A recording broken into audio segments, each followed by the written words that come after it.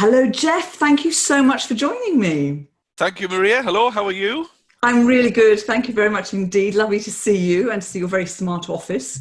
Now tell me, Geoff, let's go back to when you were young. Let's put you on the couch here. Uh-oh. Where did it all begin after your studies? What was your first job out of studying?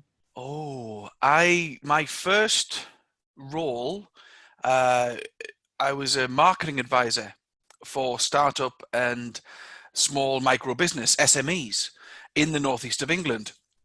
So I was advising entrepreneurs, startup businesses, how to market, promote, launch their product or service with pretty much zero budget. So, and it's back in the day now. I feel so old. It's back in the day that there was no YouTube, there was no Instagram, there was no LinkedIn. You literally had back of a bus, posters, cinema, leaflets, flyers, yellow pages, and that was it. That was it. And so it was a phenomenally challenging role, but I loved every minute.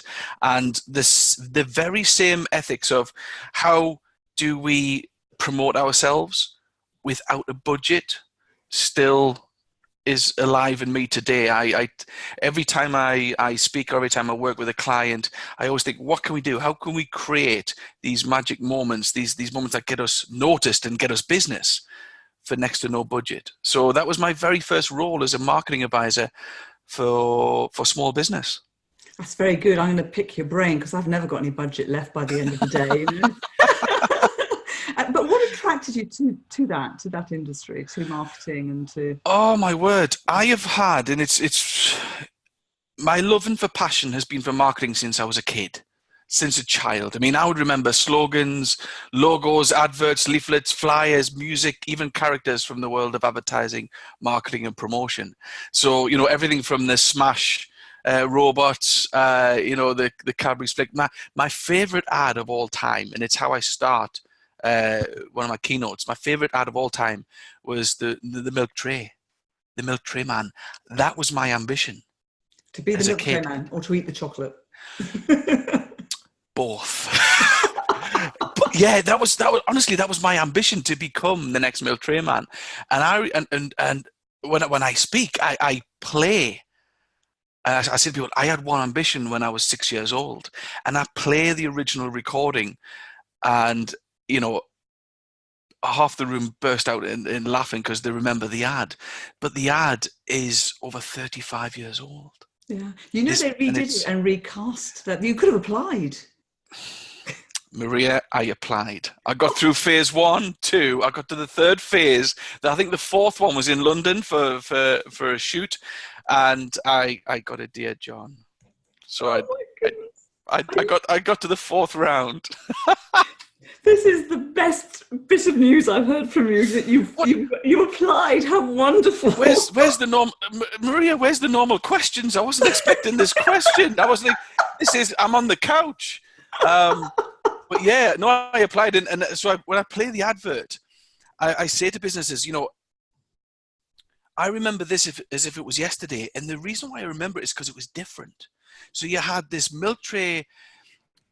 It was all about doing something different, and now you had every confectionery brand doing the same old, selling chocolate, selling sweets, selling candy.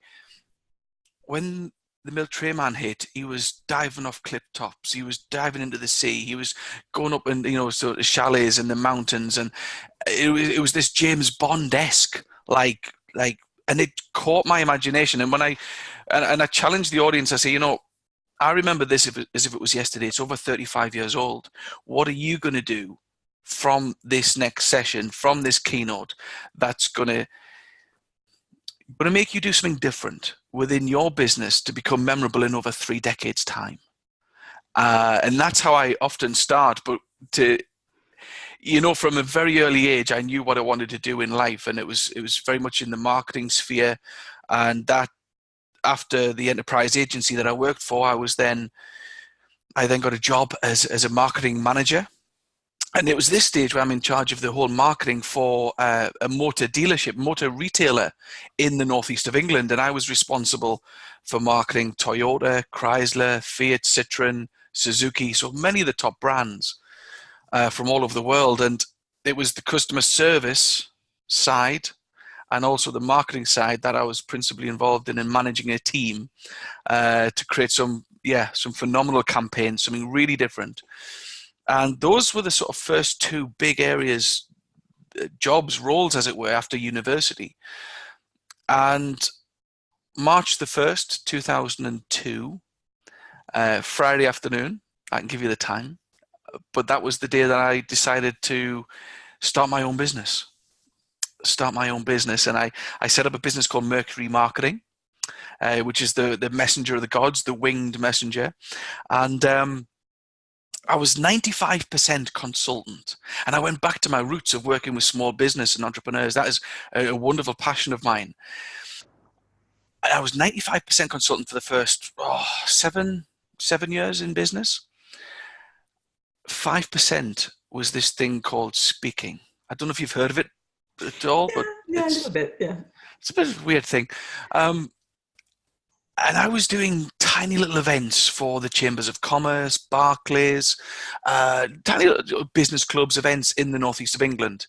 And I would get up there and I had all sorts of props and ideas and stories from the clients that I worked for, and I'm giving out ideas and that was a tiny little bit of my business for the first 7 years. And I sat down with my wife, Haley, of the Christmas 7 years on, Christmas time, and we just had a real heart-to-heart around the table. And, we said, what do you really want to do for the rest of your life in work? And I just said, this speaking thing, there's a feeling like no other about that walk up on stage, that introduction, and the heart's pumping, it's adrenaline, call it what you will, but it's a wonderful feeling. But sharing with the audience and seeing the audience reaction from your stories and your ideas, and then the results so that was it. I started up a second brand. OMG Marketing was there, and I set up geofframm.com, and we'll leave the rest of the questions to you, but the rest is history. And funnily enough, percentages wise, because people say to me, what do you do now? And I would say for the last 7-8 years, maybe it's even longer, I am 100% speaker. I don't do any consultancy. OMG doesn't exist apart from on a bank statement. And something I'm very proud of, both areas, but that is my potted history. Fantastic. So we've got it all now. Brilliant. I can write the biography. But you're actually most known for now, not the marketing side, you're really known for celebrity service. Where did that come from? Where did that idea of a celebrity service come? Oh, my word. Where do I start? I've got just how it this is how it was born. So I did a talk for the Cumbria Chamber of Commerce, and it was the Carlisle Racecourse. And there was about 300 businesses, entrepreneurs, small business in the room. And I did an hour and a half. It was a half-day event, an hour and a half of marketing. Then there was the coffee break, and then the second half was all about customer service, because I do an awful lot of customer service stories, as they're very much two are entwined. And I changed my opening line as I went back up on stage. There was something in me that said, just do something different. Zhuzh it up a bit. Just test yourself, test the audience. And I said, do you treat all your customers the same? Do you treat everybody with the same high level of service, no matter what day of the week, no matter how you're feeling, no matter who they are? Does everybody here receive that same level of service from you? And around half of the room that day nodded. Yeah. Apart from one woman. And she was sat right to the front, just off to my right. And Maria, she shouted out. She actually shouted out. I mean, when speakers ask for interaction, it never happens. It's audience like, shh, shh. She just went, absolutely, Geoff. And the whole room was like, oh, and I was like, oh, nobody ever shouts out. And I got into a conversation with her, and she had a boutique store. I asked her what she did, and she said a couple of things that she did, and we shared it with the room, and we got into this conversation on stage.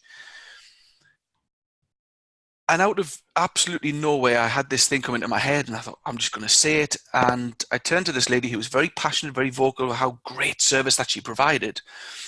And I said, but what happens if a celebrity were to come into your store tomorrow? And she said, like who? And I said, I don't know. I said, do you like men or women? She said, I like men. I said, that's fine. I says, in that case, think of an A-list celebrity Hollywood movie hunk. Has to be George, right? Well, and Geoff, of course, but yes, we'll start with George. So I left her this question, and I said, well, think of some. And she shouted out 2 names. She just shouted in front of the audience. I said, come on, then tell me. And you've got it in one. She said, ooh, George and Brad. Now, you know how sexy you are when you don't even have to say your surname. Yes. Right? George and Brad. Everybody in the room laughed. And this is how it all came about. And it's oh, my word, I can't believe it. I went back to her with a final question. And because I said to her, I said, well, what happens I said, so what would you do if George came into your business tomorrow? And this is somebody who 5 minutes before was very proud and said, absolutely, Geoff, can't be beaten. We're fantastic. Maria, she came up with 6 ideas in 30 seconds. And from that moment, everything changed. I came off stage some hour later thinking, oh my word, this is a question that I asked on stage. Everybody's like, yeah, we treat a high level of service. And on the drive back home that day, I was thinking, there's something here. There's something here. I talk about marketing and I talk about customer service, but within customer service, there's something here. And this phrase that I said about celebrity service was just in my mind all of the time. Here is a woman who created 6 ideas off the top of her head, literally bang, bang, bang, because of this question. So how we respond, how we react, what we say, what we do. You know, the opening hours are 9 till 5, but if George isn't going to get till 8 o'clock at night, would you still be open? Oh, yes. You know, there's always a difference. You know, you've got 10 clients you need to get back to, but Angelina Jolie is needing a proposal from you. Is she number 11? Or does she go number 1? You know, there's all these changes that go around in our minds. And it was a lot of fun that day. We had a lot of fun with it. And that was the birth of Celebrity Service, the brand name as such. And it got everybody excited in the room. And I looked at the ideas, and I'm going back 13, maybe 14 years ago since I did this. It's so long ago, Maria. But I've got to be honest here, and I hope I don't upset people, but I will. There's nothing new in the world of customer service and customer experience. We get told the same things time and time. Read any book, go through any manual, watch any talk online, and speakers, trainers, manuals, books will tell you 2 things. The first is exceed expectations. Okay, I get that. Second one is you must always go the extra mile, kilometer. Yeah, depends where we are. But it's like, okay, so if I was to do that on stage, ladies and gentlemen, go the extra mile. All right. You then go back to your team. You go back to your department. You go back to your wonderful organization tomorrow, and you've seen the speaker, and you gather them all around in the office, and you say, I've got some ideas. And they say, well, what did the speaker say? Well, gather round. We need to go the extra mile. It is hardly inspiring. It is hardly different. It's the same old. I never intended to sit in a darkened room to come up with something new for the industry, but I think I found it. And it's something I'm extremely proud of. It happened live on stage, and it is completely redesigning and redefining my clients and people who come along, their own thought process of what they could deliver to stand out from the competition. And that's how it came about. So would you define it as a sort of a philosophy or way of thinking? What would you define it as? Definitely. Yeah, that's the philosophy. That's when I talk about this, it's about a 10-minute section in a piece. It's the philosophy. But what I also say to the audience is, look, celebrity is also a 9-stage plan. And what I did, I took all of the stories that I had, and I have hundreds of stories, and I add to them all the time. There's just another one yesterday from a wonderful hotel in the Lake District. Just showing everybody on the podcast here a card, and a wonderful card written by the person. And so I'm gathering up materials and stories all of the time. So it's always fresh, always new. And I've put them into sections within celebrity. So it stands for consistency, excitement, love, engagement, bravado, response, independence, thank you, and you and your team. And it's looking at each one of those sections within yourself, within your business, to completely redesign that different experience that we never knew existed. Because right now we all think we deliver a high level of service. You know, on a scale of 1 to 10, Maria, 1 being abysmal, 10 being incredible. What I've spoken in 40 countries now over the years. All sectors, all sorts of businesses, whether it be entrepreneurial, whether it be blue chip, you name it. The global average of people that tell me when I do this interactive thing on stage, the global average is 7 to 8 out of 10. I would have guessed that, actually. That's quite interesting. But I've got a question for you, though. So if you're treating, I mean, surely not every customer is a George Clooney, because not every customer is going to give you the value. I mean, obviously it's not George Clooney, but there are customers that it's going to cost you too much, surely, to give celebrity service. In what way cost? In what way? Well, we see this is interesting because you said at the very beginning you like to do things that don't cost. But so, for example, your boutique lady closing the shop for George Clooney. George might spend a lot of money, but if she was closing the shop for Geoff Ramm, Geoff might not buy anything. See, this is the perception, though. This is the perception that celebrities have all the money. This is a selection. What would we do for this perception of this person? Yeah. And the opening times, it doesn't cost her any money. It just takes her a bit of time. Right. It doesn't cost her physical money. Now, the things she said that day, and this is interesting. Now, she said them so quickly, Maria. I've got to go back to the future here with the story.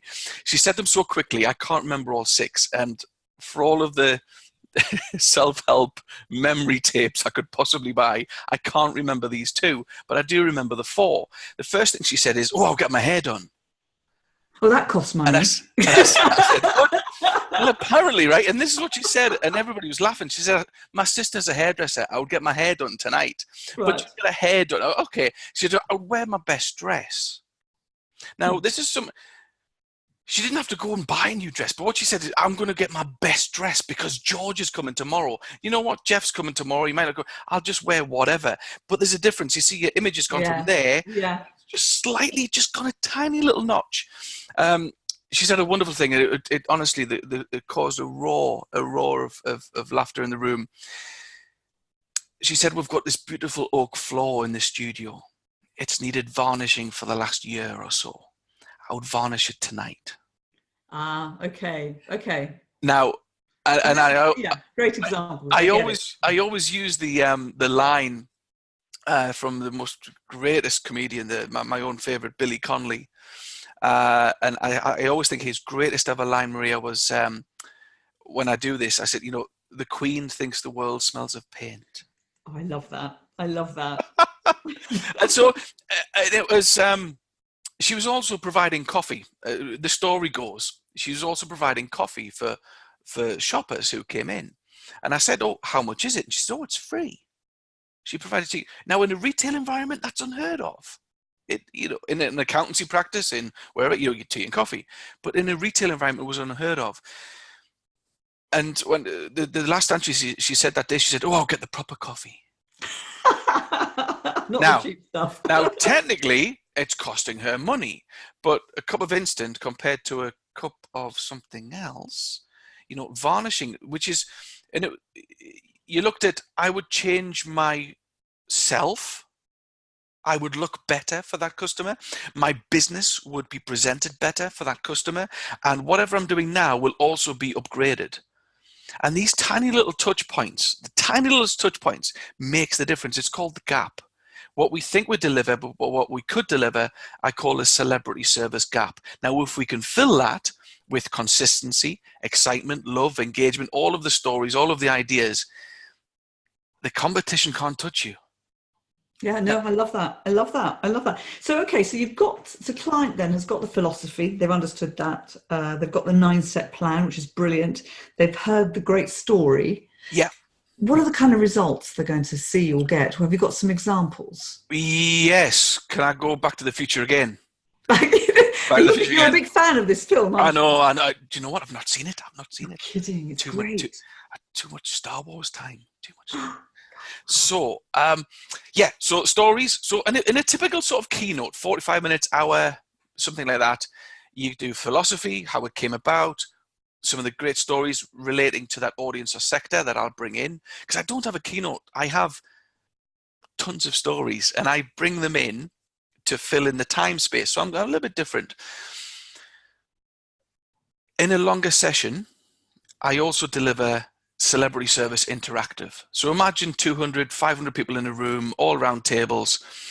We do the keynote, but if it's a longer session of maybe 90 minutes or 2 hours or 3 hours, I would also deliver celebrity service interactive. Now, what I do here, and again, this is something that I've crafted and created over the years, I get everybody into groups. And I say, right, I'm going to challenge you now for you to compete against everybody else in this room to create a greater experience based on a scenario I'm going to give you. So I give them this scenario, so the whole room gets this scenario. And it's a big question. I say, right, you're going to work together to come up with a greater experience that the world is going to talk about forever. But here's the final twist. You only have 2 minutes. Now, at this stage, half of the room will go, can't be done. But we set the clock going, and then you have this whole room just lifts. So after lunch is perfect. It just lifts, and you hear loads of noise. The AV team will do a 10-second countdown. I'll have a roving mic, go into the audience, and whichever tables want to put their hand up, they will share their ideas. I can promise you this right now, and it's the most exciting part of what I do. The answers that people will come up with on their table within 120 seconds will not exist in the marketplace today. Interesting. I have people saying, Geoff, can you come and do a 2-day retreat? I'm like, no. I said, well, we'll pay you. I'm like, I'm not interested. I said, don't waste 2 days. Give me 2 minutes. And I will show you your teams, your department, your organization. I'll show you how they can come up with fresh, creative ideas to deliver a greater experience that they've never had before. And it's simply called, and you'll not believe the branding for this, the 2-minute challenge. You're so imaginative. Well, I thought, well, let's keep it nice and simple. So the 2-minute challenge. So imagine sort of the philosophy and some of the stories now. Then we bring in the 2-minute challenge, and now a client, an organization has now got a tangible tool to take back to their organization tomorrow. What you do is you take out one of your own touch points for a client, for a customer, for a product, whatever it may be. You get your team around in the table and you go, right, 2 minutes, go. What can we do? Now, my research over the last 8 years has been the answers have already appeared after the first minute. You've already got it. You've got it. Because you don't have time to outthink it. You don't have time to backtrack and go, oh, can we get away with this? Would that be health and safety? You just go for it. But there are some gems within that time frame, within that very, very ridiculous technique. It is so simple. It's crazy. But when I've done this for airlines, for hotels, for any sort of business, they can take it back to their work, in their office, in their department, on their shop floor tomorrow. The reason why I've told you this, and the reason why I did go off on a bit of a tangent, of course, was because I end the talks, and it's the last dozen pages of my book, with the results. So I'm very passionate on stage. I'm very enthusiastic on stage, and I like to have a lot of fun. and I like to challenge people, and that's all good. And you get the philosophy, we get the stories. I've had people crying with the stories, either in laughter or, you know, a real powerful story. Then we give them the tools to come up with their own ideas. So now they're getting it. But I always end with the results. Always end with the results. And I'll say to somebody, this is what celebrity service looked like before and after with a business that I worked with last month, last year, 5 years ago. This is what they did. They took these touch points, they delivered the celebrity service on those 2 touch points, and they started to build the gap. And people can see it. And when I talk about stories, this isn't stories about Southwest Airlines that I have not been on. This isn't a story of the Apple Store giving you high fives in New York, which I've not been in. These are stories of the people who are making the biggest headway, who are delivering celebrity service in the real world. And that's, I suppose that's one of the biggest pieces of feedback I get, Maria, is we can see it, we can touch it. It felt real.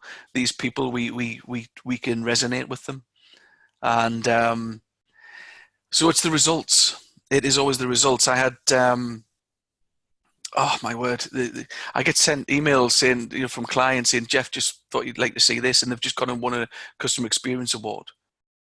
And there was one very recently. There's a wonderful hotel in Newquay in Cornwall called the Headland Hotel. So if you've ever seen the movie The Witches, that's where it's set. It's stunning. It's a 5-star, stunning. Views are wonderful. And I've done 2 sessions, 2 celebrity service days with them. And they were put forward for a customer experience award, but it wasn't just hospitality. It was every business in Cornwall. And the MC of the awards, and I wasn't there, I wish I had been, my word. The MC of the awards started to read out the shortlist, and then started to read out why this company had won. And they said this company had won for many different ways, but we were particularly touched on the fact that they no longer call this customer service. They call it celebrity service. Ladies and gentlemen, the Headland Hotel, and of course they won this blooming award, which is about the size of my house. And we talk about job satisfaction. I'm just beaming. You know, it's not me that's done it. It's not me that's done it. I'm just the messenger. I'm that Mercury marketing of years ago. I'm the messenger with the ideas and the stories. It's what businesses take away from it and act on. And the results that they can get from this are just phenomenal. I mean, every time, happens every month with Specsavers, every time they have their group huddle, they do a 2-minute challenge. They do the 2-minute celebrity service challenge to come up with ideas on how to deliver a greater experience. Yeah, just delightful. Brilliant. Well, Geoff, we've been talking, we've used up all of our time, so I'm going to come to my final question, put you on the spot here. So as a speaker, what's your celebrity service that you deliver to a client so they'll book you again and again and again? What do you do? Oh, that's not, is that time up, Maria? We'll have to go. You know, there's a line and a phrase that's often used saying, you know, be the easiest speaker to work with, you know, and I hear these comments, and then I see what people do, and I'm like, really? You know, it's so basic, it's frightening. But whatever question it is, no problem at all. Just no problem at all. And I personally ensure that, you know, within minutes, within hours, that when somebody asks for photographs, high-res photographs, when they ask for bios, it's there before they've blummin' pinged in. You know, because I'm conscious of event planners and clients. They've got programs, they've got things that, there's my intro. I send my intro before they've asked for an intro, and they're like, oh, thanks very much. Now, when I say to them, look, please, I'm here to promote and help your business. And if it's a public event, I say, you know, copy me in on all of the social media, and I will retweet. I'll do all sorts. I'll do a video for you so people can see what they're going to get. So these are all bits and bobs, okay? Obvious stuff. When I arrive, and remember back to the story about my favorite ad when I was a child, I Now, for anybody on the podcast, I'm just showing into the video here, a great big box, not one of those single boxes, a double box of milk tray. Yeah, I've had one of those. I've had more than one of those from you. I know. But my card is a silhouette on a white card, and I just put on there, to Maria, thank you so much for asking me to speak today. And I do that when I arrive. It's just all I'm doing is thank you for asking me to speak. Now, we've done the event and all the rest of it. Things have gone really well. We've hugged and kissed. I'm back on a plane. I'm back on a train. And I will always do this within 24 hours. I will thank the client, but I'll also have one line in there that says, look, for next year, pick up the phone.